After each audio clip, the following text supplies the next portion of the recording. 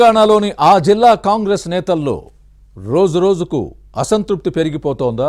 మంత్రివర్గ విస్తరణలో జరుగుతున్న ఆలస్యంతో అసహనంతో ఉన్నారా?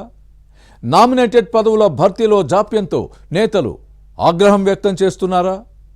మంత్రి పదవుల కోసం ఎదురు చూస్తున్న ఎమ్మెల్యేలు, ఎన్నికల్లో ఓడిపోయిన అభ్యర్థులు, పార్టీ కోసం 10 ఏళ్లు పనిచేసిన కీలక నేతలు సహనం కోల్పోవడానికి పార్టీ అధినాయకత్వం, పాలకుల వైఖరే కారణమనే పరిస్థితి ఎందుకొచ్చింది?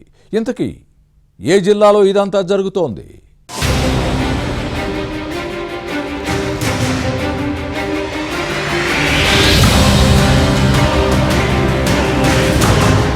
తెలంగాణలో కాంగ్రెస్ అధికారం చేపట్టి వచ్చే నెల 7తో ఏడాది పూర్తవుతుంది. కానీ ఇప్పటి వరకు పూర్తిస్థాయి మంత్రివర్గం ఏర్పాటు కాలేదు.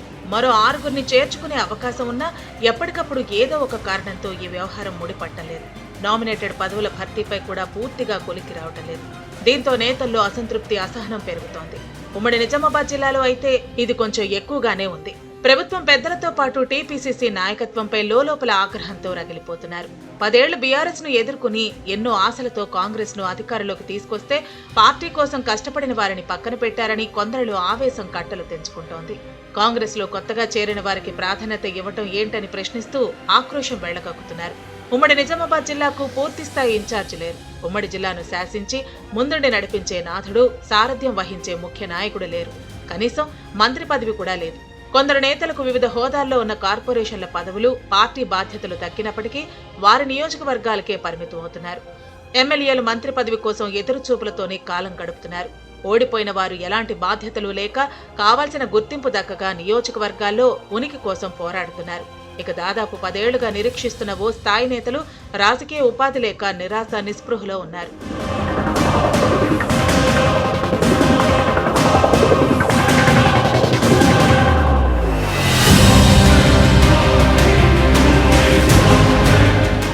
ఉమ్మడి నిజామాబాద్ జిల్లాలో 9 అసెంబ్లీ నియోజకవర్గాలుండగా 4 చోట్ల కాంగ్రెస్ ఎమ్మెల్యేలు ప్రాతినిధ్యం వహిస్తున్నారు. బోధన్ నుంచి పి సుదర్శన్ రెడ్డి, ఎల్లారెడ్డిలో మదన్ మోహన్ రావు గెలిచారు. నిజామాబాద్ రూరల్లో భూపతి రెడ్డి, జక్కల్ నుంచి లక్ష్మీకాంతరావు విజయం సాధించారు. బోధన్ శాసనసభ్యుడు పి సుదర్శన్ రెడ్డి అందరికన్నా సీనియర్. గతంలో మంత్రిగా పనిచేశారు. పైగా రాష్ట్ర నాయకత్వంతో ప్రధానంగా ముఖ్యమంత్రి రేవంత్ రెడ్డితో మంచి సంబంధాలున్నాయి. మొదటి దఫాలోనే మంత్రి పదవి ఇస్తారని ప్రచారం జరిగింది. కానీ రాజకీయ, సామాజిక సమీకరణాలు కుదరకపోవడంతో స్థానం దక్కలేదు. జిల్లా నుంచి ఎవరికీ అవకాశం ఇవ్వలేదు. అయితే విస్తరణలో సుదర్శన్ రెడ్డికి ఖచ్చితంగా చోటు దక్కుతుందని ఆశగా ఎదురు చూస్తున్నారు. ఇక ఎల్లారెడ్డి ఎమ్మెల్యే మదన్ మోహన్ రావు ఢిల్లీ స్థాయిలో ప్రయత్నాలు ముమ్మరం చేశారు. రాహుల్ గాంధీ లాబీతో తనకున్న సంబంధాలను వాడుకునేందుకు పావులు కదుపుతున్నారు. ఢిల్లీ స్థాయి పరిచయాలతోనే అప్పుడు ఎమ్మెల్యే టికెట్ సాధించారు. మంత్రి రేసులో కూడా ఏఐసీసీలో మంత్రాంగాన్ని నడుపుతున్నారు. ప్రస్తుతం వీరిద్దరూ మినిస్టర్ పోస్టు కోసం ఢిల్లీ చుట్టూ చక్కర్లు కొట్టడంతోనే కాలం గడిచిపోతోంది. ఇక Nizamabad rural MLA Bhupathi Reddy, Jukkal MLA Lakshmikantha Rao వారి నియోజకవర్గ బాధ్యతలు చూసుకుంటున్నారు.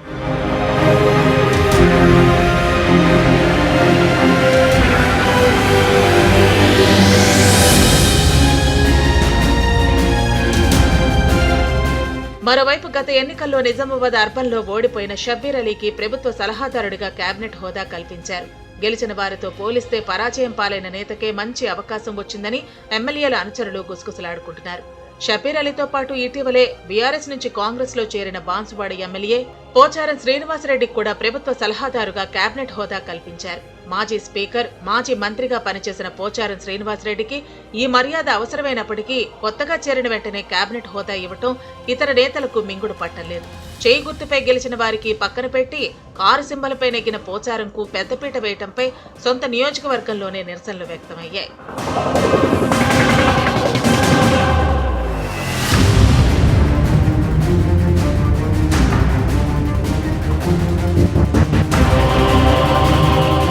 ఇక గత ఎన్నికల్లో ఓడిపోయిన కాంగ్రెస్ అభ్యర్థుల పరిస్థితి మరింత దయనీయంగా మారింది. షబ్బీర్ అలీ మినహా మిగతా వారు కనీసం ఉనికి కాపాడుకోవడానికి కష్టపడాల్సి వస్తోంది. ఎన్నికల సమయంలో అష్టకష్టాలు పడి టికెట్లు సాధించారు. కానీ పరిస్థితులు కలిసి రాకపోవడంతో ఓడిపోయారు. అలాంటి వారు ప్రస్తుతం నియోజకవర్గ ఇన్ఛార్జీలుగా ఎంతో కొంత పవర్ వాడుకునే అవకాశాలున్నా హైకమాండ్ అవకాశం ఇవ్వటలేదని ఆందోళన వ్యక్తం చేస్తున్నారు.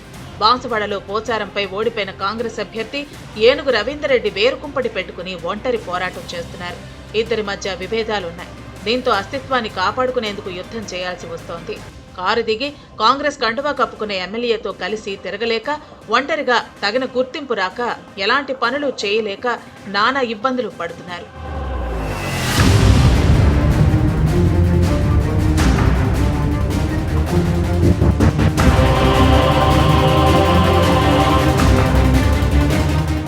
మరోవైపు బాల్కొండలో పోరాడి ఓడిన ఆర్ఎన్ సునీల్ పేరుకు మాత్రమే నియోజకవర్గ ఇన్ఛార్జిగా ఉన్నారు.